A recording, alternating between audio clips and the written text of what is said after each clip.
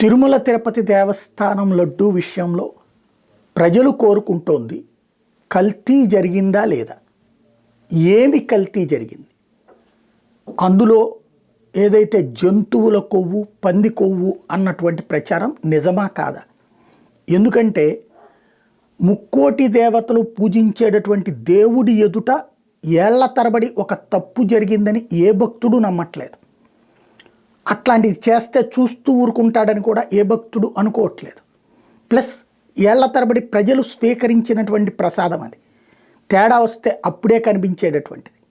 కానీ జరిగినటువంటి ప్రచారం అది ఏది అలాంటి కల్తీ జరిగిందని. ఇప్పుడు ప్రస్తుతం బయటపడుతున్నటువంటి అంశం ఏంటి, ఒక సంస్థ ఒక కాంట్రాక్ట్ తీసుకుని ఇంకొక సంస్థకి ఇచ్చింది. ఆ సంస్థలో ఉన్నటువంటి వాళ్ళు యజమానులు పక్కకు తప్పుకుని వాళ్ళ డ్రైవర్లను డైరెక్టర్లుగా పెట్టారు. ఇదంతా ఆయా సంస్థల యొక్క కార్యకలాపాలకు సంబంధించి. బోలేబాబా ఆశ్రమం నెయ్యికి ప్రసిద్ధి, అది చాలామందికి తెలిసింది.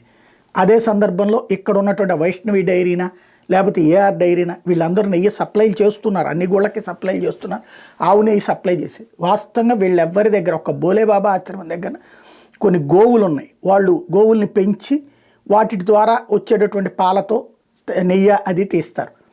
మిగతా వాటిట్లకి గోవులు కూడా లేవు, ఎక్కడెక్కడి నుంచినో సేకరించడమే. ఇప్పుడు మనకు కనుక పాల ప్యాకెట్లు అమ్మేటటువంటి సంస్థలన్నీ పాల డైరీలు బయట ఎట్లా పబ్లిక్ నుంచి సేకరిస్తాయో అట్లా సేకరించడమే. కాబట్టి అదంతా బిజినెస్ టాక్టిక్స్.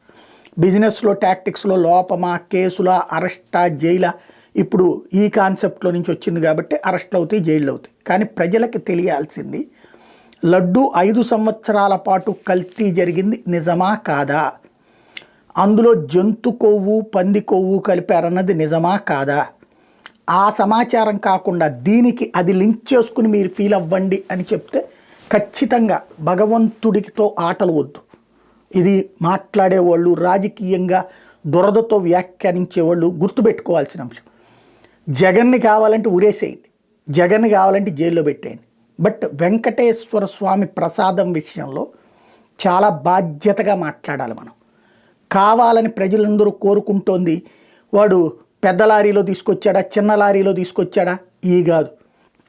డాల్డా కలిపినా తప్పే, కాకపోతే అది ఫీల్ అవ్వరు పబ్లిక్. అంటే ఆ డాల్డా కలపడాన్ని తప్పని ఫీల్ అవుతారు. కానీ ఇట్లాగా ఏది పంది కొవ్వు ఆవు కొవ్వు లాంటిది కలిపారు జంతు వ్యర్థం అంటే మాత్రం అంతకు మించిన పాపం లేదు. దాన్ని కవర్ చేస్తూ ఇలా వార్తలు రాసిన, ఇలాంటి వ్యాఖ్యలతో కాలక్షేపం చేసిన అంతకు మించిన పాపం మరొకటి ఉండదు. ప్రతి ఒక్క భక్తుడు, ప్రపంచంలో ఉన్న వెంకటేశ్వర స్వామిని కొలిచే ప్రతి ఒక్క భక్తుడు కోరుకుంటున్నది, నిజం తేలాలనుకుంటున్నది ఆ లడ్డూలో జంతు కొవ్వు కలిసిందా లేదా, పంది కొవ్వు కలిసిందా లేదా.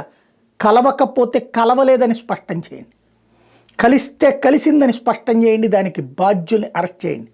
అంతేగాని ఒకదానికొకటి లింకప్ చేసి దాంట్లో వాళ్ళని అరెస్ట్ చేసేసారు కాబట్టి కలిసిందని భావించండి కాదు. లేదా ఒకళ్ళ దగ్గర నుంచి ఒకళ్ళు లీజుకి తీసుకున్నారు, ఇంకొకళ్ళ దగ్గర నుంచి ఇంకొకళ్ళకి లీజుకి తీసుకున్నారు అంటే లీజులు, సబ్ లీజులు ఇవన్నీ వ్యాపారంలో సహజం. దానివల్ల దేశానికి నష్టమేం లేదు.